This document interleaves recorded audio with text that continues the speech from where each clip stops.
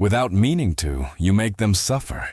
And the hardest part to accept is that often you don't even realize it. There are things that are part of your daily routine that seem normal, even necessary to you, but for your dog, they mean something completely different. This isn't about blaming you or making you feel bad. It's about understanding. Because your dog doesn't interpret the world the way you do. What for you is just another moment of the day, for them can be a sign of distance, confusion, or insecurity. And when you start to see those differences, you realize that small details can completely change how they feel by your side. One of the most common things is ignoring them when they seek contact. When they approach you, look at you, lie down next to you, or gently nudge you, they're not doing it out of habit or boredom. They are seeking a connection with you. For them, that moment is important. It's a way of strengthening the bond they have with you. And when you don't respond, they don't interpret it as you being busy or distracted. They feel it as a form of rejection. They don't need you to be focused on them all the time, but they do need to know that when they look for you, they can find you. Because for them, your presence isn't optional.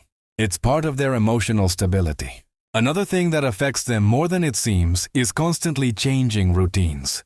To you, it might be insignificant, but to them, it's not. Meal times, walks, rest times. All of this is part of a system that helps them understand their environment. When these patterns change for no clear reason, their world stops being predictable. And when something stops being predictable, insecurity appears. They don't need a perfect routine, but they do need some consistency that allows them to know what to expect and when. Then there's the issue of correcting them late. If they do something and you react later, your dog has no way to connect your reaction with what they did. For them, the moment has passed. They don't understand why you're upset or why your tone changed. They only perceive negative energy directed at them without explanation, and that creates confusion. Correction only makes sense when it happens at the exact moment the action occurs. Otherwise, it doesn't teach. It only creates unnecessary tension. Another very common situation is not letting them explore during a walk. Taking them out without giving them time to smell, without letting them stop, without allowing them to interact with their environment, is like taking someone to a new place and asking them not to look at anything. For your dog, smell is their primary way of understanding the world.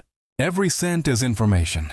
Every pause is a way of processing their surroundings. When you constantly rush them, you're not just controlling the walk, you're limiting their way of learning and feeling stimulated. There's also the lack of real attention. You can be in the same space as them, sitting next to them but completely distracted. With your phone, with your thoughts, with other things. And although it may not seem like it, they notice. They perceive when you are truly present and when you are not. And that directly influences the way they relate to you. Sometimes, a few minutes of genuine attention, of contact, of connection, are worth much more than hours of sharing a space without real interaction. The tone of voice is another factor that is often underestimated. Your dog doesn't understand all your words, but they perfectly understand how you say them. The volume, the intensity, the way you address them, all of it communicates. When you shout, you're not teaching better. You're creating tension. They may react out of fear or pressure, but not out of understanding. A firm, clear, and calm tone is much more effective than any impulsive reaction. And finally, something many people overlook is not understanding their signals. Your dog is constantly communicating, but not with words. They do it with their body. They yawn, move away, avoid eye contact, freeze, shake when they're not wet, change position. All of this has a meaning. It could be stress, discomfort, a need for space, or simply a way of self-regulating. When these signals are ignored, communication breaks down.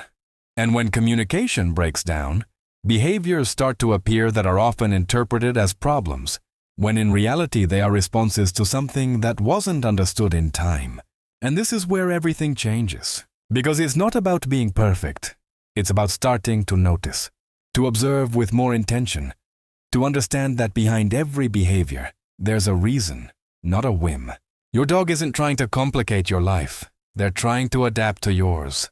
They are trying to understand you without words, without explanations, only through what they perceive. When you start to see that, you start to respond differently. You begin to notice when they need contact, when they need space, when something isn't sitting right with them. And in that moment, the relationship stops being automatic and becomes conscious. Because your dog doesn't need perfection. They don't need you to never make a mistake. They need you to observe them, to understand them, to try to do better every day. Because while you're living your life, working, going out, getting distracted, they are trying to understand yours. And even though they don't speak, they show everything they feel. The difference is whether you choose to see it.